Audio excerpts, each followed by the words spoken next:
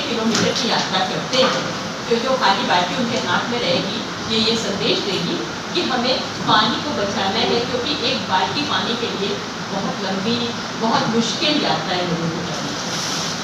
तो यही है उन लोगों का कार्यक्रम। आप लोगों की शुभकामनाओं से अच्छे तरह से हो ऐसा। मैम संकल्प क्या रहेगा, क्या बताया जाएगा वहाँ पर, किस तरह से बताया जाएगा? पानी के बारे में थोड़ा सा बताइए, किस तरह से आप लोग वहाँ पर कार्यक्रम करेंगे? हमने आपको बताया, पहली बात तो इस हमारी जो यात्रा है इसको फ्लैग ऑफ करेंगे हमारे चीफ सेक्रेटरी दुर्गा शंकर मिश्र जी उसमें आ रहे हैं, वो उसे करेंगे। और तमाम ये जो पद्मश्री मालिनी अवस्थी जी को हम लोगों ने बुलाया, भेजा है, हम लोगों ने सबको भेजा है। और तमाम अलग अलग सुधा जी को हम लोगों ने, सुधा सिंह जी को भेजा है जो कि कॉन्वेंट की गोल्ड मेडलिस्ट रही है एथलीट, उनको हम लोग ने बुलाया है, आमंत्रित किया है। विद्या बिंदु सिंह जी को भी आमंत्रित किया है। अब ये बात अलग है कि सबकी अपनी अपनी सुबह का समय है, कितने जो आ पाते हैं तो हमें बहुत अच्छा लगेगा। हम तो स्वागत करने के लिए सबका ही वहाँ पर उपस्थित रहेंगे।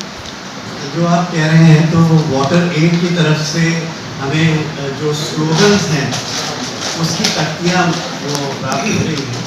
तो जो स्कूली बच्चे हैं या जो खिलाड़ी हैं या हम सब लोग हैं, तो वो तख्तियाँ भी लेकर वो तमाम स्लोगन्स, ताकि लोगों को लोग अवेयर हों, जागरूक हों जल के संरक्षण के प्रति। मैम लखनऊ में बहुत जगह गंदा पानी आ रहा है, इसके लिए क्या आप लोग की प्लानिंग है? वो भी मुद्दा उठाया जाएगा वहाँ पर, उसके बारे में जागरूक किया जाएगा? देखिए यहाँ पर ये गंदे पानी हमारा जो है ये drop, last drop counts.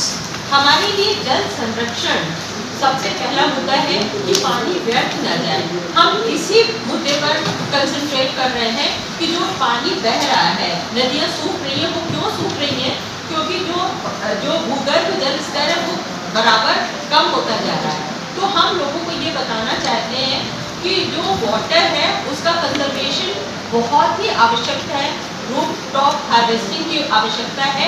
Water conservation के ऊपर हम लोग अभी काम कर रहे हैं और इसके बाद तो हम अपने तमाम कार्यक्रमों के माध्यम से जो गंदा पानी है और ये सब मुद्दे तो हम लोग उठाते ही हैं, लेकिन इस पर्टिकुलर इवेंट का हमारा उद्देश्य है जल संरक्षण के लिए पानी बर्बाद ना हो। तमाम अपार्टमेंट्स हैं उस पर पानी बर्बाद होता है तमाम जगहों में।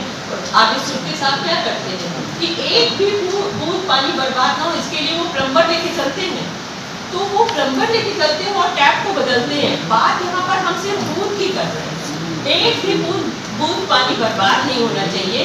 बूंद बूंद है अनमोल। ये हमारा वहाँ पे सेल्फी पॉइंट भी लगेगा। तो जिससे कि आजकल सोशल मीडिया का और अच्छा ज़माना है तो लोग फोटो वगैरह ज़्यादा खींचते हैं, तो एक बहुत ही खूबसूरत सेल्फी पॉइंट भी हम लोगों ने बनवाया है। कि मुद्दा ये है कि लोगों में जागरूकता हो, जब कुछ इंटरेस्ट होगा तभी होगा।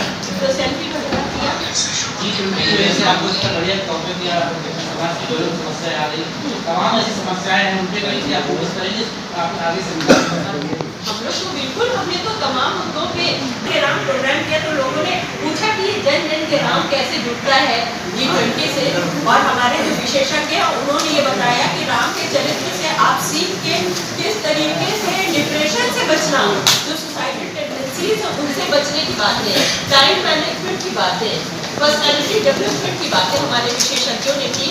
तो हमने पूरे देश के विशेषज्ञों को भी बुलाया और तमाम सांस्कृतिक कार्यक्रम को भी हमने मौका दिया जो हमारे आकाशवाणी के पैनल में ग्रेडेड नहीं है, जिन्होंने बहुत बड़े कार्यक्रम नहीं किए हुए थे पहले। तो मुख्य रूप से युवाओं में जाकर युवाओं को जागृत करने, क्योंकि भारत इस समय युवाओं का देश है। तो युवाओं, अगर युवा शक्ति जागृत होगी तो G20 के जो हमारे उद्देश्य हैं उनको बहुत अच्छे तरीके से पूरा करेंगे। लोक पर सत्ता योग भी हमने एक कॉन्क्लेव किया था। हमने शास्त्रीय संगीत जो है हमारी परंपरा है लेकिन पॉपुलर नहीं है युवाओं के बीच में, तो हम ऐसा एक ध्रुपद बैंड ले आए जो कि शास्त्रीय संगीत के साथ उसने वेस्टर्न म्यूजिक का फ्यूजन क्रिएट किया। तो very popular Sanskrit central university में हमने उसको किया था। मैं तो नहीं सोचती थी इतना पॉपुलर होगा। सबसे ज़्यादा हिट प्रोग्राम हमारा संस्कृत यूनिवर्सिटी का गया। वहाँ कुछ बच्चों ने संस्कृत में भी अपना भाषण दिया और उसमें भी हमने प्राइजेस तमाम दिए। और ये वाला जो हमारे इवेंट होने वाला है इसमें भी हम लोग रैंडम लकी विनर्स दे रहे हैं, क्योंकि ये कोई प्रतियोगिता नहीं होती, ये हमारी सब लोग सामूहिक रूप से प्रयास कर रहे हैं। और एक और चीज़ बताना चाहूँगी कि ऐसे तमाम इस तरीके के इवेंट्स में लोग ह्यूमन चेन बनाते हैं हाथ पकड़ के। तो हम लोग चूँकि रेडियो मीडिया को बिलोंग करते हैं, तो हमने एक संकल्प लिया है कि हम लोग एक ह्यूमन चेन ऑन एयर बनाने जा रहे हैं। 3 तारीख से शुरू होके 100 दिनों तक लगातार जल के ऊपर हम लोग कार्यक्रम करेंगे, जिसमें तमाम जल योद्धाओं को लेंगे, जल पुरुषों को लेंगे, नदी पुत्रों को लेंगे, जल सहेलियों को लेंगे, जो ऐसे लोग जो जल संरक्षण के रूप में विशेष काम कर रहे हैं, उनको प्रतिदिन हम एयर करेंगे। और उसका नाम रखा है बूंदों की न टूटे लड़ी। तो 100 दिनों तक करेंगे, कोशिश है जल संरक्षण में आकाशवाणी लखनऊ का कुछ योगदान आप सब लोगों के सहयोग। मैम कार्यक्रम में क्या भातखंडे के छात्र भी आएंगे क्या? हाँ जी, भातखंडे के छात्रों को आमंत्रित किया है आपने कार्यक्रम के लिए? बिल्कुल किया है। भातखंडे की जो वीसी है मांडवी जी, उनको भी किया है और वहाँ के साथियों को भी किया है। भातखंडे के बहुत सारे स्टूडेंट्स थे, हमने अपनी कॉन्सर्ट्स में पार्टिसिपेशन भी कराया। उन्होंने भी उनके गुरुओं को भी बुलाया, विशेष लोक संस्कृति के से जुड़े हुए हमने नृत्य भी कराए और उनका भी पार्टिसिपेशन हमने किया। क्लासिकल म्यूजिक के प्रोग्राम में भातखंडे के कुछ स्टूडेंट्स ने जो है वो भाषण प्रतियोगिता में भी भाग लिया, तो उनका भी पार्टिसिपेशन दिया है। कोशिश ये रही है कि हर वर्ग के युवाओं को इंक्लूड किया जाए और उनका पार्टिसिपेशन से G20 के जो उद्देश्य है और माननीय प्रधानमंत्री जी का जो लक्ष्य है कि का उत्सव आकाशवाणी लखनऊ भी मना रहा है पूरे देश के साथ। और आकाशवाणी लखनऊ की एक श्रृंखला हम लोगों ने पूरी कार्यक्रमों की बनाई और उसमें हमारी जो अंतिम प्रस्तुति है वो है 1090 चौराहे पर आयोजित हमारी G20 वॉक फॉर वाटर और जिसका शीर्षक है जल के लिए चल, जिसमें लखनऊ शहर से मुझे लगता है कि कम से कम 500-600 लोगों के आने की उम्मीद है। और ये जो हम लोग वॉक कर रहे हैं, ये वाटर कंजर्वेशन का मैसेज देने के लिए, लोगों में वाटर कंजर्वेशन के प्रति जागरूकता बढ़ाने के लिए, लोगों में संकल्प लाने के लिए कि वाटर एक भी बूंद पानी व्यर्थ ना हो।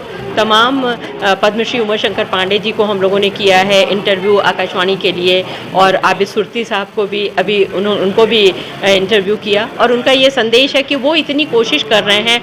अगर करीब 85 इयर्स के वो हैं, वो इतनी कोशिश कर सकते हैं, तो युवा भी कोशिश कर सकते हैं। और बूंद बूंद बचाने का जो संकल्प है वो हम सब लोग सामूहिक रूप से 1090 चौराहे से लेंगे। 3 तारीख को सुबह 6 बजे से ये कार्यक्रम हमारा आयोजित है।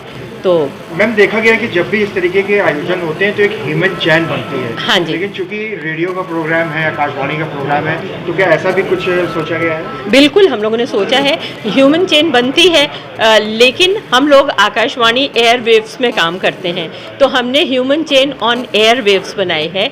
यानी कि जो जल तरंगे, जो बूंदें वो हैं, वो एयर वेव्स पे जल कड़ियाँ, हवा की तरंगों में जल कड़ियाँ, और उसका नाम दिया है बूंदों की न टूटे लड़ी।